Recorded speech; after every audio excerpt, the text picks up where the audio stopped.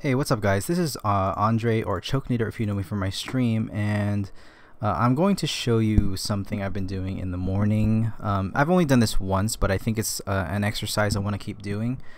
So I did a screen capture of myself drawing. This is in 35 minutes, and I'm playing it. This is not in real time, by the way. This is 3 times normal speed. I was thinking I would just do a 10-minute sketch, but I think I got a little carried away because I started enjoying it, and I was like, man, 10 minutes is so short to get anything done. But maybe one of these days I'll try to get a sketch done or a drawing done in 10 minutes. Anyway, this is one of my OCs. Her name is MICHELINA. You can see her featured in my webcomic. I'll post my link tree down below, and you can just find the links to everything. You could see me just like transforming some of the lines, moving them around. I have a really basic sketch here, and I actually have a I can use my cursor. I'm using this G pen brush over here. I really like that brush. It's part of Krita, and yeah, so you can just kind of see my method in all of this. I'm not really that great with line confidence. I think I've gotten a lot better over the past couple years, but it still can improve a lot. As you can see, I still use the undo button a lot, which is kind of the bane of artists. And even now with this this morning sketch, I'm kind of trying to focus on not using undo, but I still do it quite a lot just to get the line right. I even put tape on my Z button so that I don't press Control Z very much, but it doesn't really work all that well. I still press Control Z. But anyway, what I'm trying to do here is just every morning. I'm gonna try to do it every morning. I'm gonna make a little video of myself drawing and practicing, and I think I'm gonna try doing some drawings with a reference as well, just some figure drawing practice. Yeah, I'm getting the eyes in, the arms. So the reason I'm doing this is because I just feel like I've been doing so many commissions lately. Animation commissions, illustration commissions, and I would say they're pretty fun, but probably, I mean, some are a lot more fun than others. And I mean, I chose drawing as a career, and I just want to have fun drawing, and I feel like if I just take some morning practice to warm up and draw whatever I want, make a sketch and record it, make a video, it'll just help me be a lot more relaxed, and it'll give me good practice on drawing. Yeah, as you can see here, it's a very basic process. I just put in an under sketch with the same brush, a black brush, and then I put a new layer on top of it, and I turn down the opacity on the layer below.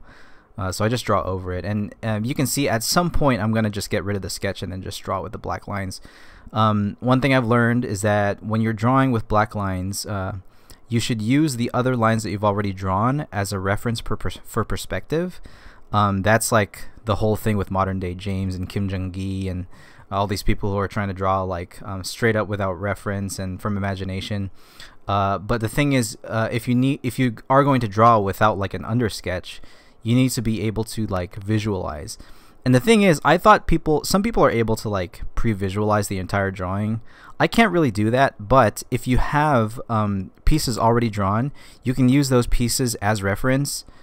Perspective reference, like you just imagine where the vanishing point and the lines would be, the perspective lines, and you can kind of just figure out where stuff goes.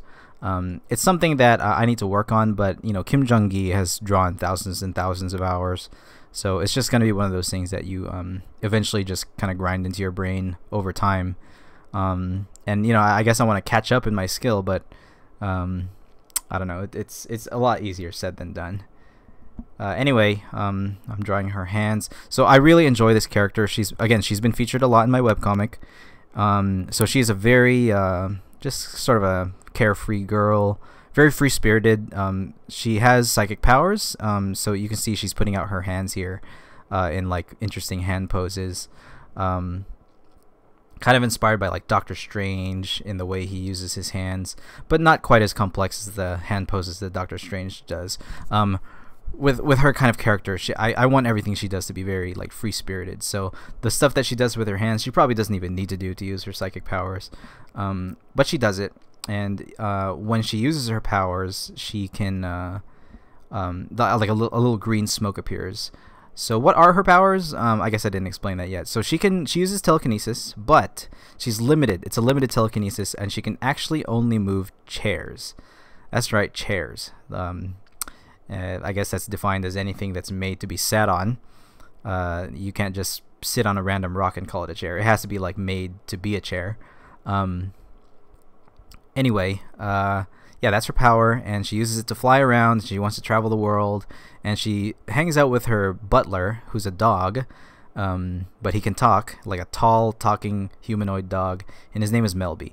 And you'll see him a lot in the webcomic if you check it out. But anyway, as you can see here, I'm pretty much gotten rid of the undersketch now, and I'm drawing all the pieces, adding some hair. You know, hair is really fun to draw because it doesn't really have any predictable form. You can kind of just put it wherever you want based on the hairstyle, which is, you know, her hair is very simple, like mid-back length, blonde hair, and with her little 2 headbands around her head, 2 blue headbands. A very simple design. And I'm trying to draw lines to make the dress aesthetically pleasing, how it's kind of flowing in the wind there. This was a pretty difficult perspective. Now that I'm looking at it again after I already drew it, I feel like maybe the legs came forward a little too far, but I don't know. So my coloring process is actually really simple. I really enjoy just doing like gradients. I'm looking at the time here, and it's about halfway through, and it looks like it took me about the same amount of time between beginning coloring and ending coloring as from the undersketch to the line art. And it's not very clean line art. Again, this is just a practice sketch. And what I like to do with color, I always do light on dark. I never do dark on light anymore because maybe when you're learning how to draw on a piece of paper and you're learning how to color with like crayons and markers and stuff, it's impossible to do dark on light because, I mean, it's impossible to light on dark because colors don't blend that way. You know, this is not a painting. But maybe with like oil painting and acrylic paints, you can do dark on light. I mean, excuse me, light on dark. But anyway, I always do it because to me it just makes sense because it's really hard sometimes to think about shadow, but it's easier to think about shadow if you just already draw the shadow and then you just think about where the light goes. And during when I was drawing this, I was thinking, okay, she's in the sky, so this is like middle of the daytime, harsh sunlight. So I was thinking, if I'm gonna pick colors, try to make them high contrast. And I always use kind of reddish, orangish skin tones for the base color because I feel like it makes skin look youthful and rich, and yeah, and she's a young character. Yeah, so I'm putting in her eyes. It's just like, for me, I'm just kind of going through the motions. Like, this is all stuff I've done in the past over and over and over. So I'm just doing the same process. Obviously not really refined, but I bet if I had, say, you know, a few more hours to do this, I would just make it really nice. And I think this is a pretty good foundation for, you know, a pretty nice drawing. The resolution I chose is 1080p, just a really nice, aesthetically pleasing resolution. And I feel like if I ever made, you know, one of these really nice practice sketches, or even if I go back and like refine this one, it would make like a really nice background. Yeah. So yeah, I'm putting like on her collarbone, on her chest, on her legs, I'm just putting lights where I think they should be. And this is very simple. I only, you know, I'm an animator first and foremost, so I don't really like to go beyond 2 values for coloring stuff. In fact, I'm not really very good at it, like mid-tones and core shadows and highlights and stuff. I really need to train more in painting. So I just really do simple, you know, light, dark, light areas, shaded areas, and highlights, which you can see in the gold bands on her wrist and also in her headband. And then I've decided, okay, I'm done with her color. I'm just going to draw clouds. And with clouds, I do the same thing. I do light on dark, and I just draw like blue for the sky.